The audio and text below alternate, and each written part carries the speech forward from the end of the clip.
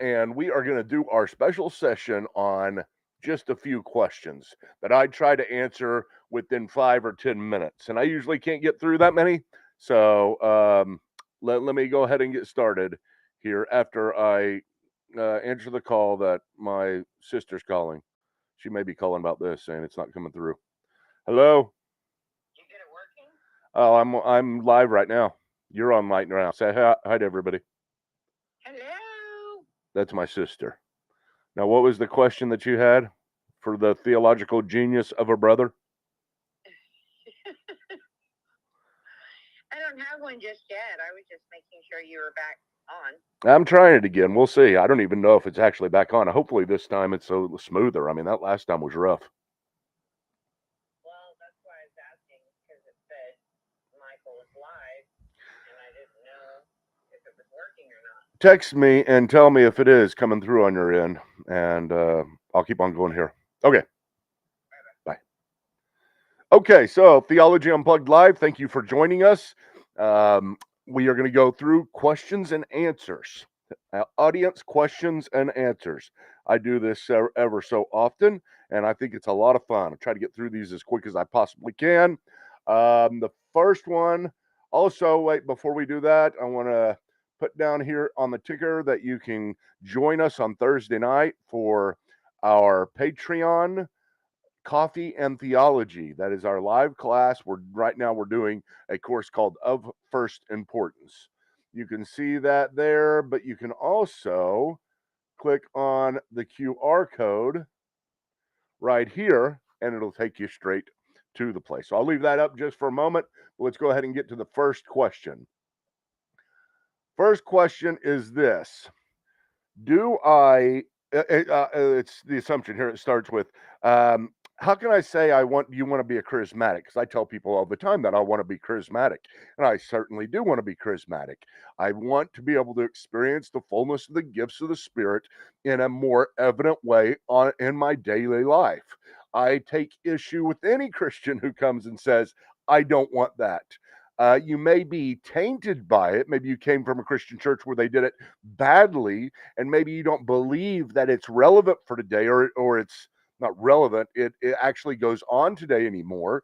But at the same time, how could we say that we don't want to be charismatic? Basically, what we're saying, whenever I say this, is that I want to experience the presence of God in a more evident way. I want a little bit more of heaven to be here on the earth, because I can't wait to get to heaven and God to speak to me directly. But I'll take a prophet for right now if I could. I'll become a prophet if the Lord would call me to be in a prophet. I'm neither a prophet nor certainly not the son of a prophet. But this question is not that. It's not how can I want to be charismatic, but it says, do I really want to speak in tongues? Well, I mean, yes. I mean, the gift of tongues is a gift, and so it is one of the best self in a miraculous manner. And so, what I want to speak in tongues. Now, the question that is very hard that I'm going to spend just a moment on here is that I'm not really sure what the gift of tongues is, or the gifts of tongues are. Let me explain.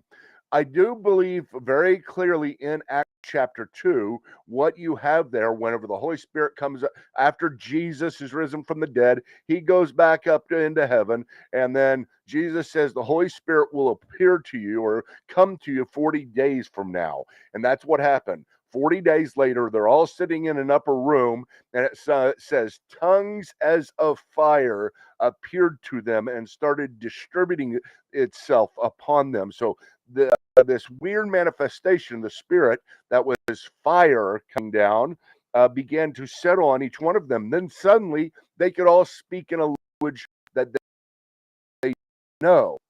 How do I know it's a language they didn't know? Well, at least I can tell you this. The people who were outside in Acts chapter 2, and they heard him, they were from all over the world at the time coming into Jerusalem for the Pentecost. And so you had people speaking different languages, different dialects, even different accents.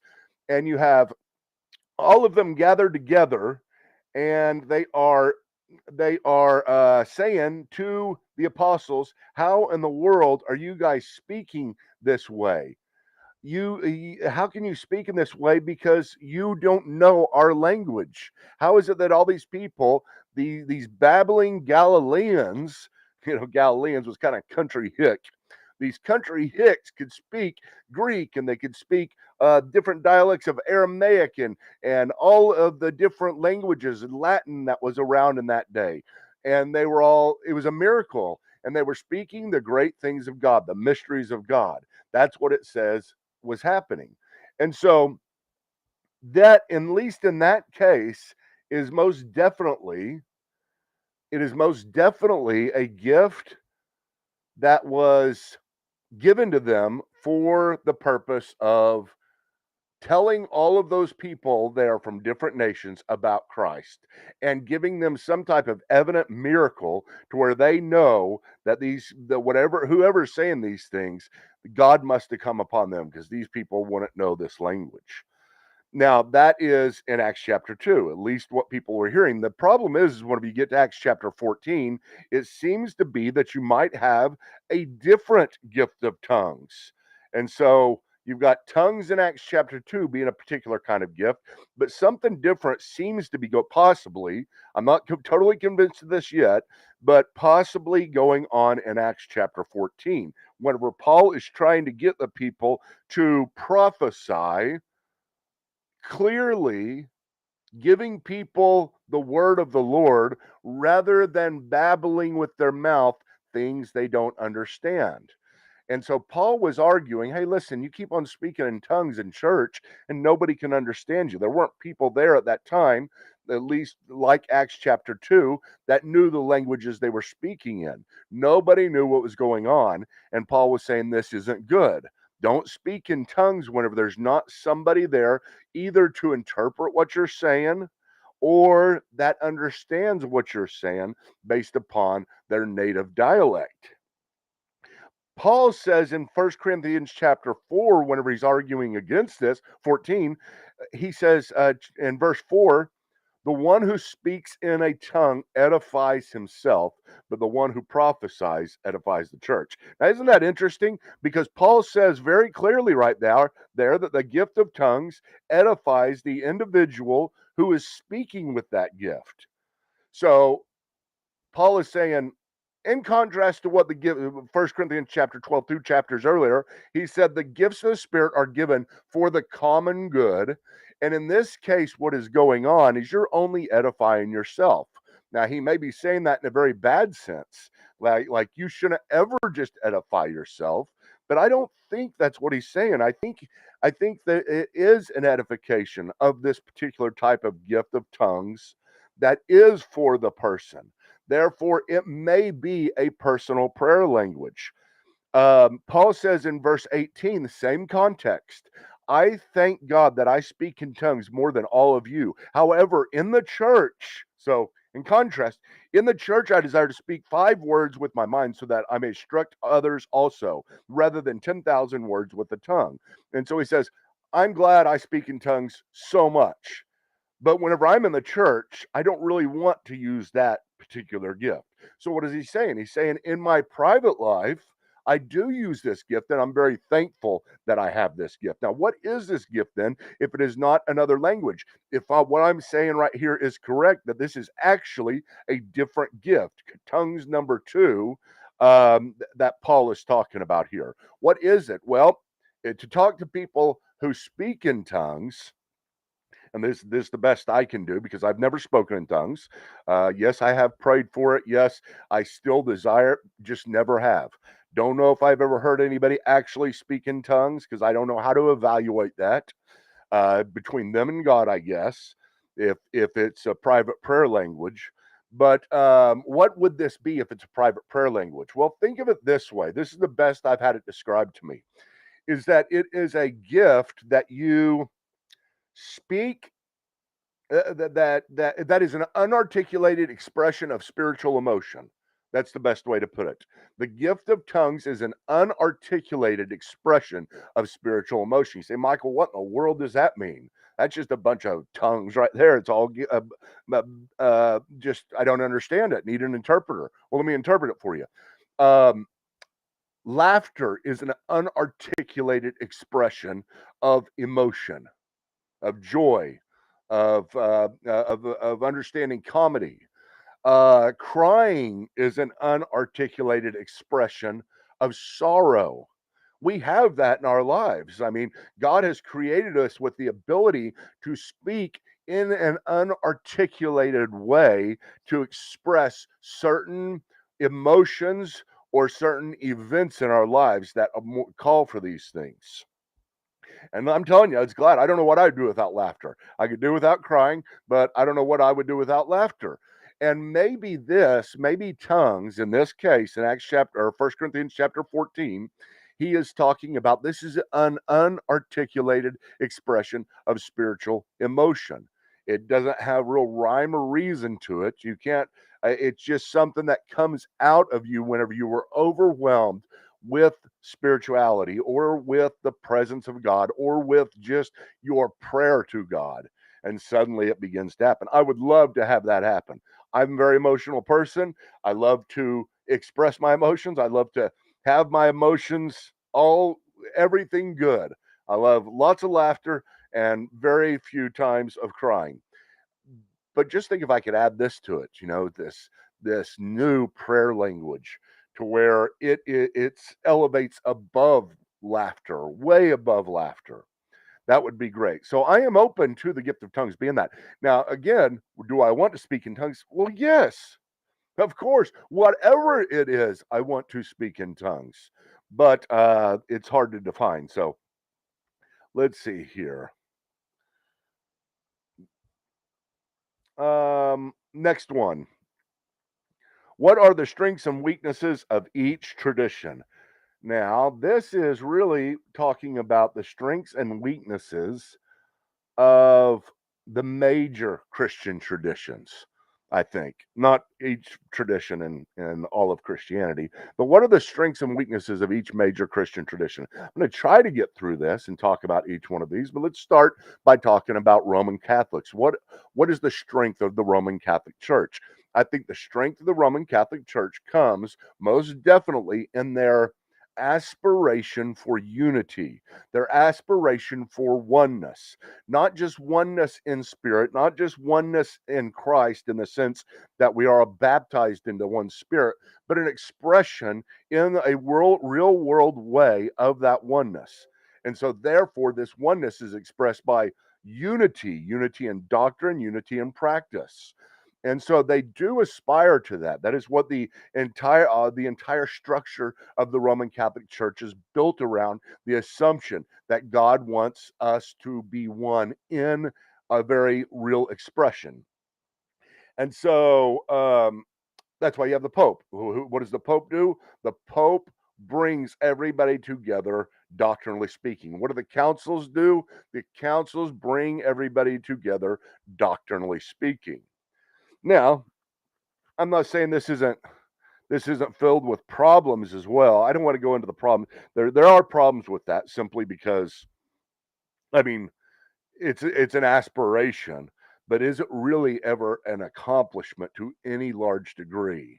I mean, even whenever you're talking about the councils, the 13 ecumenical councils, who interprets those?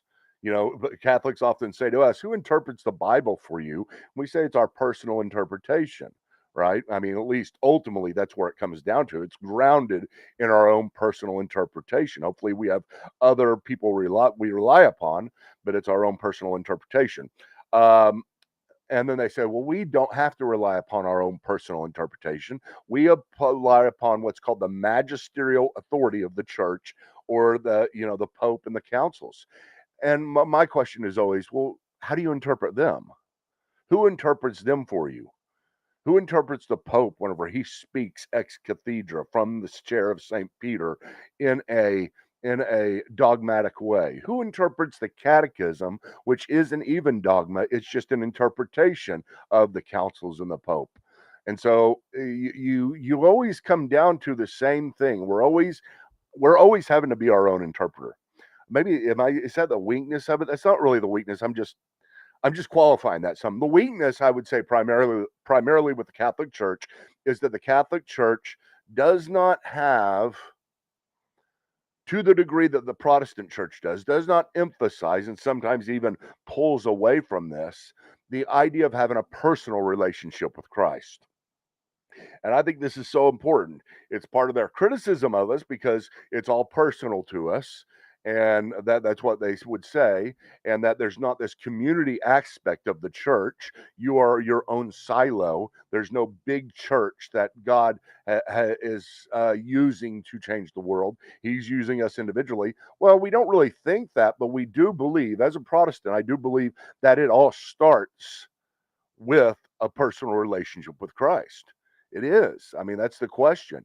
What have you done with him personally? Who do you say that he is? I don't care who your priest says that he is. I don't care who your pastor or the Pope says that he is. Because you cannot, that God has no spiritual grandchildren, as it's many times said. We have to come to Christ on our own in a personal encounter. Now, that personal encounter gives way to community, but it has to start with the personal encounter. And unfortunately, I think within the Catholic Church, you have such a lack of understanding or a lack of emphasis upon the personal relationship with Christ that it's going to be very hard for people to actually find that personal relationship with Christ, which is the first and foremost thing. Okay, so let's talk about the Eastern Orthodox Church. What is the Eastern Orthodox Church's strengths and weaknesses? Um, the strengths of the Eastern Orthodox Church is their historic value of identity. The whole idea, I know that Catholics are like this in some way, but they have no, I'm sorry. This isn't a good one. I'm going to do a different one. That there is that. I mean, the identity that they have, and there's so much to be said about their tradition and where they get that tradition from. But I think their biggest strength has to do with the mystery that they allow for in the church. And the only reason I can say that is because I'm coming from a tradition in the Western world. Both Protestants and Catholics are Western Christians. And as Western Christians, we speak more about revelation than we do mystery. We are trying, I mean, you look back here and see all of my books and all of the, I mean, this is sometimes how you're defined by as a theologian. How many books have you written? How many books have you read? How many books do you have? Type thing, as if that's some type of virtue in and of itself.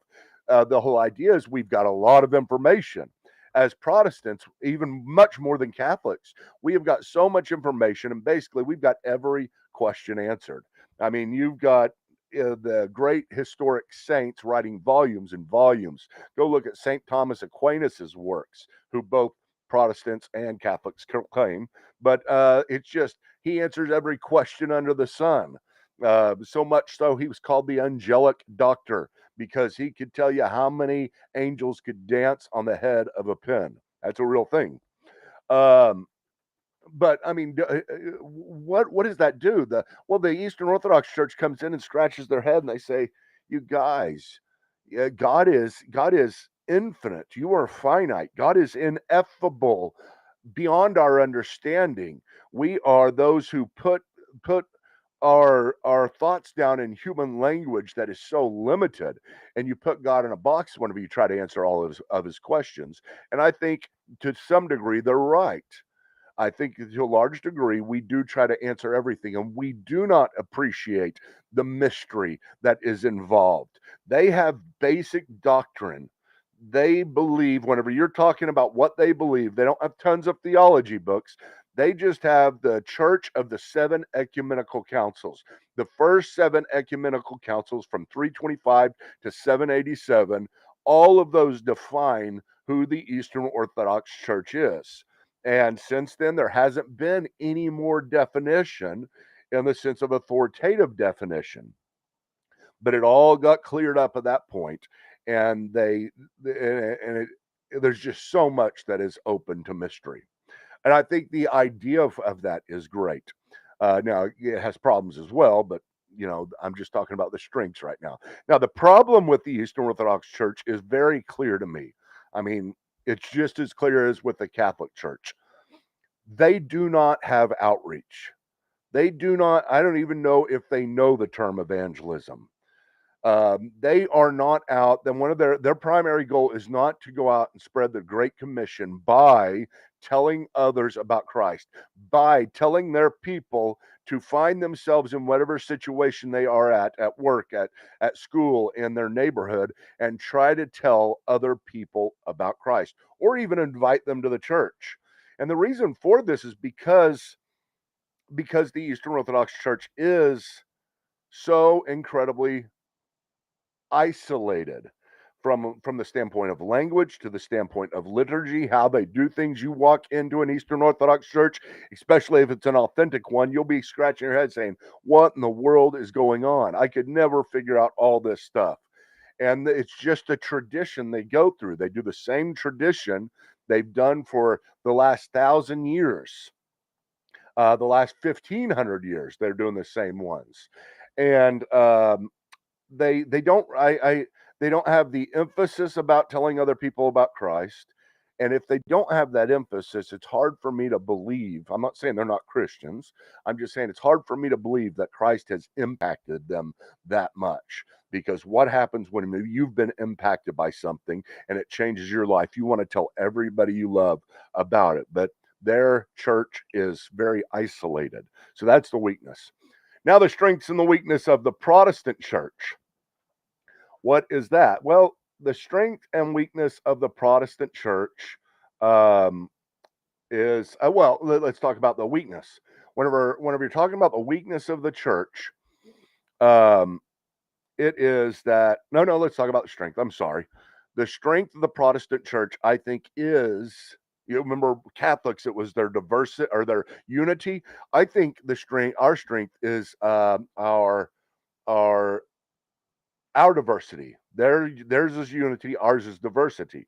I think the diversity that we have is a great thing. Now, there's a lot of bad things to it as well, because as our strength is, then our weakness is going to be as well. And that our weakness really has to do with our separationist mentality, not like the Eastern Orthodox Church. I'll deal with that in just a moment. But whenever you're talking about our strengths, it is diversity. It is that we have so many different denominations. I know this is crazy for some of you to hear, 33,000 different denominations. Well, it's not so much the denominations that I'm talking about here. It's that we understand that iron sharpens iron. We understand that you can't just give somebody a catechism and say, this is everything you're supposed to believe. We understand that whenever we interpret the Bible ourselves, we could be doing it wrong. Therefore, we are always researching. We are always open to the possibility of being wrong. Roman Catholic can't be open their possibility to being wrong, because the Pope and the councils speak infallibly about certain matters, and so those are not up for discussion. And so with Protestants, though, we can change. We can grow in our faith. We can have one understanding for one period of our life and then completely change. I'm not saying this is a great thing in the sense of it's a great thing just to have diversity, but think of this. This is gonna drive some of you guys crazy. I don't think I even in heaven, I think there's going to be disagreements about theology.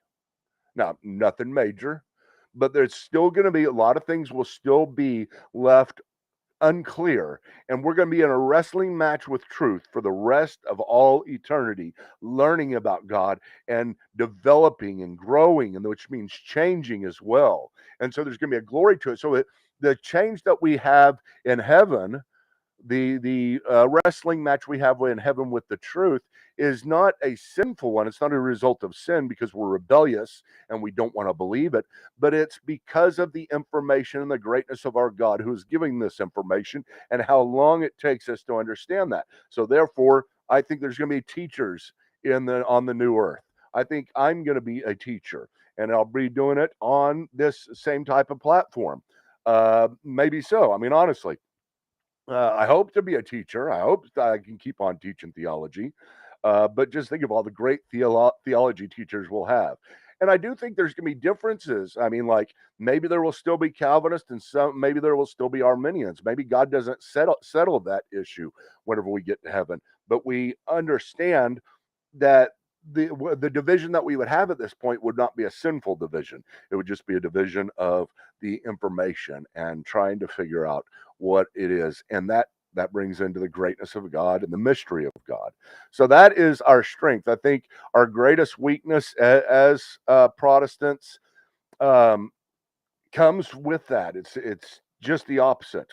We are very territorial in our denominational silos. We have all of these different churches that are all Protestant, all in one town, sometimes right across the street from each other, four churches on four corners, and they don't even know each other.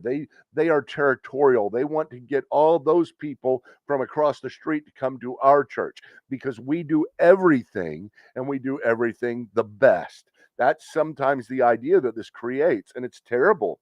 Um, we don't think very much of the Church of Oklahoma City. That's where I'm from. The Church of Oklahoma City. You've got some churches that are really good at teaching Bible study. You got some churches that are really good at worship. You got some churches that are really good at sharing the gospel and evangelism. You got some churches that are really good at fellowship. Did I say that? Each church is going to have its own strengths. Now, what we don't want to do is to say, gosh, I wish my church did everything and we could have it all at our church. And I'm envious of the church across the street. I've seen pastors that are so envious, they're so green with envy, and it is so incredibly sad because instead of taking advantage of the church across the street, joining forces with them, they stay jealous or they try to top them off. And I think whenever you see yourself as the part of the Church of Oklahoma City, my own community, really we're the church worldwide with how much that we have, but with a fellowship in Oklahoma City, all the opportunities that we have to grow, all the opportunities that we have to change, all the opportunities that we have to experience people's spiritual gifts that we don't really have in our own circles. Now, we may all end up going back to a particular type of church that fits more with our personality. I'm not saying there's something wrong with that. It's only wrong whenever you isolate yourself and you're completely territorial and you do not want other churches to succeed and you do not want to take part in their success. Sometimes you go to church, one type of church your entire life, like a Bible church, say, and you've been taught the Bible so well, for 20, 30 years. And I mean, kudos to you for going to that church and learning the Bible. And then sometime you may somehow happen upon another church and friend invites you. And this church is so incredibly good at fellowship. And these people are so nice. They're so inviting. And all of a sudden you feel like a member. And you at the other place, you were like, golly, I didn't feel quite like this here. Um, and then you go to this new place and then you take part in the fellowship that goes on there, or you go to another one and there's evangelism going on and they're preaching the gospel so great that you want to bring all your friends to that particular church. What I would love for the Protestant church to do is to get rid of this weakness and see this as a strength, that we partner together with other churches in accomplishing the gospel. So that is basically how much time have I gone? I don't even know. I may not even be on anymore. No, I'm still on. It doesn't show my time. So I'm going to assume that I've gone for 30 minutes and skip the last couple of questions. I hope you enjoyed this Theology Unplugged. Once again, check us out at Patreon. There's the place again. Get your camera out on your phone and put it up to that, and that will get you to patreon.com/C Michael Patton. And that is where we have our theological community. And that theological community does everything perfectly. And the other theological communities are no good compared to ours, right? But yeah, we're teaching a class on Tuesday nights, or I'm teaching a class on Tuesday night. You can become a part of that. I hope you do. And I do thank you for joining me this time on Theology Unplugged, whether you're doing this from Spotify or iTunes or YouTube or Facebook. You can go to our Facebook page, and from our Facebook page, you can or excuse me, go to our YouTube page and you can subscribe and you can get notifications every time that we go live. That would be great. Love you guys, and we'll see you next time.